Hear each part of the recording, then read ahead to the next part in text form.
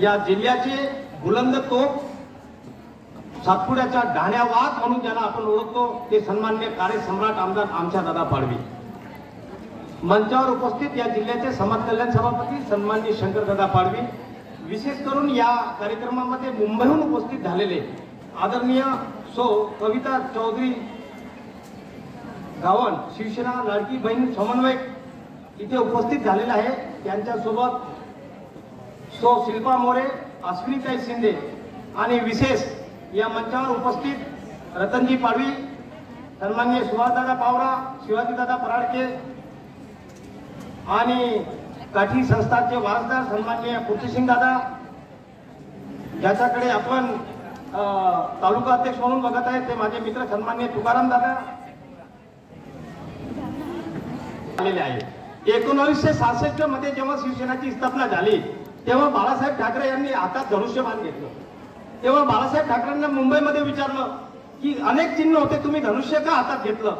तेव्हा बाळासाहेब ठाकरेंनी 1966 मध्ये सांगितलं होतं की आज जरी मी स्थापना मुंबईमध्ये करत आहे, परंतु 20 वर्षानंतर 50 वर्षानंतर जेव्हा अतिदुर्गम भागात आदिवासी भागात हा धनुष्य जाईल तेव्हा माझ्या बंधू आणि भगिनींना माहीत पडायला पाहिजे की हा तोच तीर कामटा आहे, हा तोच धनुष्य आहे जो आपल्या एकलव्याच्या हातात होता। आणि म्हणून बाळासाहेब ठाकरे यांनी धनुष्याचे चिन्ह घेतलं होतं हे मी तुम्हाला सांगू इच्छितो।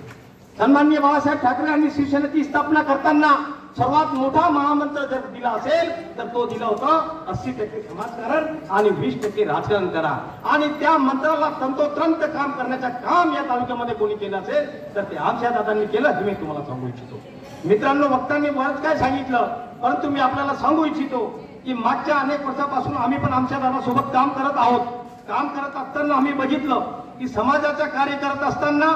फक्त अक्कलकोट नंदुरबार नाही तर महाराष्ट्रामध्ये एक आदिवासीची आवाज म्हणून आणि विधान परिषद मध्ये एक सातपुड्याचा ढाण्या वाघ म्हणून कोणी नाव गाजलं असेल तर ते आमच्या दादा पाडवी यांच्या गाजलं हे मी तुम्हाला सांगू इच्छितो। मित्रांनो, काम करत असताना लोकांची गरजा, लोकांचे प्रश्न, मग ते रोजगार निधीचे असो, अंगणवाडीचे असो, आरोग्याचा असो, रस्ते विकासाचा असो, कोणताही प्रश्न मांडत असताना आमच्या दादांनी स्वतःचा कधी विचार केला नाही। मित्रांनो, मी आज 4 दिवसापूर्वी आमचे दादा यांची एक पत्रकार परिषद नंतर मुंबईमध्ये बघितली। आमच्या दादा बोलत असताना सांगितलं की मला एक आमदार म्हणून जेव्हा इथे पाठवलं आणि लोकांच्या काम करण्याच्या, समाजाचं काम करण्याची जेव्हा मला संधी भेटली तर या समाजासाठी मी कोणतेही राजकारण किंवा माझी पार्टी किंवा मी माझी सत्ता बघणार नाही, तर पहिले माझा समाज आणि त्यानंतर राजकारण असा म्हणणारा नेता या महाराष्ट्रात असेल तर ते फक्त आमच्या दादा पाडवी आहे हे मी तुम्हाला सांगू इच्छितो। कारण आमच्या दादा यांनी पत्रकारांना सांगितलं की समाजाच्या धनगर समाजाला जर आदिवासींचे आरक्षण देण्याचा प्रयत्न केला सरकारने तर आम्ही या समाजासाठी मरायला पण तयार आहे आणि मारायला पण तयार आहे अशी भाषा करणारा नेता या महाराष्ट्रामध्ये कोणी असेल तर तो आमच्या दादा पाडवी आहे हे मी तुम्हाला सांगू इच्छितो। मित्रांनो, आपण बघितलं आता माझे जळगावचे मित्र यांनी सांगितले की 35 वर्षापासून केसी पाडवी साहेब या तालुक्याचं नेतृत्व करत होते, परंतु विधान परिषदच्या माध्यमातून जेव्हा आमच्या दादा विधान परिषद मध्ये गेले तर आम्ही बघितलं की या 2.5 वर्षामध्ये इतकं कामं झालं की मॅडमनी मला एक पत्र दिलं आता येता त्या पत्रामध्ये मी वाचलं की सन्माननीय मुख्यमंत्री या महाराष्ट्राचे मुख्यमंत्री यांनी या 2.5 वर्षामध्ये, मॅडम आपण दिलेलं पत्र मी आता वाचलं, महाराष्ट्राच्या मुख्यमंत्र्यांनी या 2.5 वर्षामध्ये इतकं कामं केली की मागच्या 50 वर्षात कोणतेच सरकारने केली नाही। मी तुम्हाला सांगू इच्छितो, जर मुख्यमंत्री साहेबांनी इतकं कामं केली तर महाराष्ट्रात कोणताच आमदार असा नाही जे आमच्या दादांनी 2.5 वर्षात कामं करून दाखवलेली आहे हे मी तुम्हाला सांगू इच्छितो। आणि म्हणून फक्त बोलायची गरज नाही तर याची पावती तुम्ही आम्ही नाही, या राज्याचा मुख्यमंत्री नाही, या राज्याचे राज्यपाल नाही, तर या देशाच्या महामहिम राष्ट्रपती द्रौपदी मुर्मू साहेब स्वतः मुंबईला येऊन आमच्या दादा यांना उत्कृष्ट वाचनाचा पुरस्कार देऊन त्यांचा मान वाढवला नाही तर या तालुक्याच्या सर्व जनतेचा मान वाढवला हे मी तुम्हाला सांगू इच्छितो। मित्रांनो, आणि म्हणून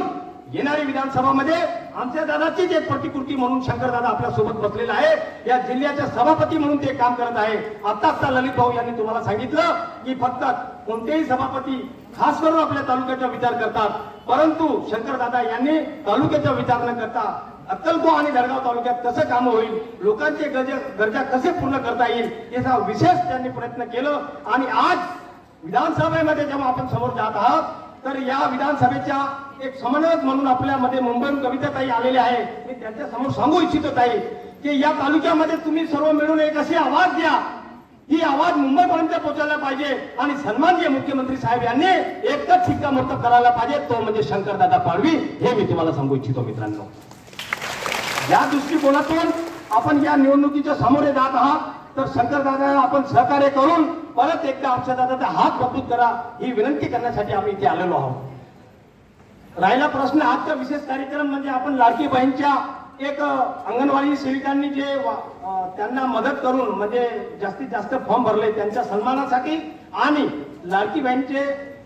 एक आदेश वाटप म्हणून आपण इथे उपस्थित झालेलो आहोत. मित्रांनो, मी तुम्हाला सांगू इच्छितो की महाराष्ट्रामध्ये लाडकी बहीण ही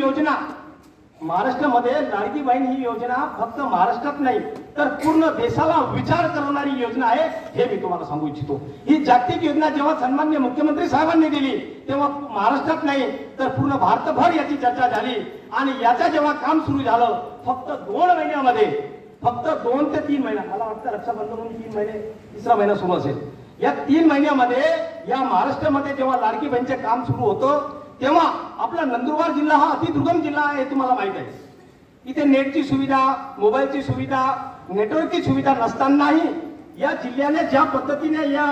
सर्व एजन्सीने म्हणा, आपल्या कार्यकर्त्यांनी म्हणा आणि आता खास करून अंगणवाडीच्या सेविकांनी म्हणा जी मेहनत घेऊन आपण कार्य केलं, तर या महाराष्ट्रामध्ये मी तुम्हाला सांगू इच्छितो की नंदुरबार तर 2 नंबरवर आलं, परंतु लाडकी बहीणच्या फॉर्म भरण्यामध्ये अक्कलकोट धडगाव तालुका 1 नंबरवर आलं, हे मी तुम्हाला सांगू इच्छितो मित्रांनो. आणि हे जे आदेश वाटप आहे हे फक्त कागद नाही, जरी विरोधक म्हणत असेल परंतु या लाडकी बहीण योजनाचे या तालुक्याचे अध्यक्ष म्हणून, या कमिटीचे चेअरमन म्हणून आमच्या दादा आहे आणि म्हणून मुख्यमंत्री साहेब आणि आमच्या दादा यांच्या फोटोचा हा आदेश पत्र आम्ही तुम्हाला देत आहोत. हा फक्त पत्र नाही, हा फक्त आदेश नाही, आता ललित भाऊ मी तुम्हाला सांगितलं की हा आदेश तुमच्या फाईलमध्ये लावून ठेवा, कारण की जेव्हा जेव्हा ही योजना जर बंद पडली, काय कारणाने तुमचे पैसे थांबले गेले तर तुम्ही रीतसर हे बँकेमध्ये किंवा प्रशासनाला हा तुम्ही पत्र दाखवा, तुमची योजना आमच्या दादा परत सुरू करील, हे मी तुम्हाला गवाही देतो. आणि म्हणून हे पत्र तुम्ही सांभाळून ठेवा. राहिली गोष्ट समाजात काम करत असताना, या तालुक्याचा विकास करत असताना फक्त काम करणे नाही तर लोकांसाठी खंद्याशी खंद्या लावून लोकांच्या रात्र उभं राहण्याचे काम पण आमच्या दादा या तालुक्यामध्ये करत आहे, याची गवाही मी तुम्हाला देऊ इच्छितो. मित्रांनो, आमच्या दादा आपल्या भाषणामध्ये कधी कधी म्हणतात की मी कोणाच्या वाटेवर जात नाही, मी होऊन कोणाचे नाव घेत नाही,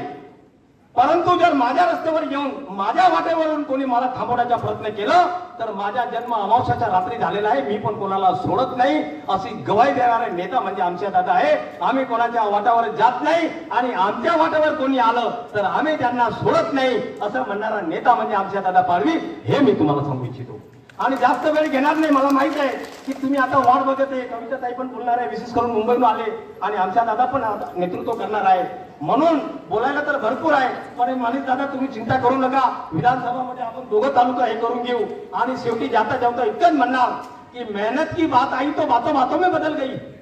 मेहनत की बात आई तो बातों बातों में बदल गई और खुर्ची नजर आई तो उनकी नीयत बदल गई. जय हिंद, धन्यवाद.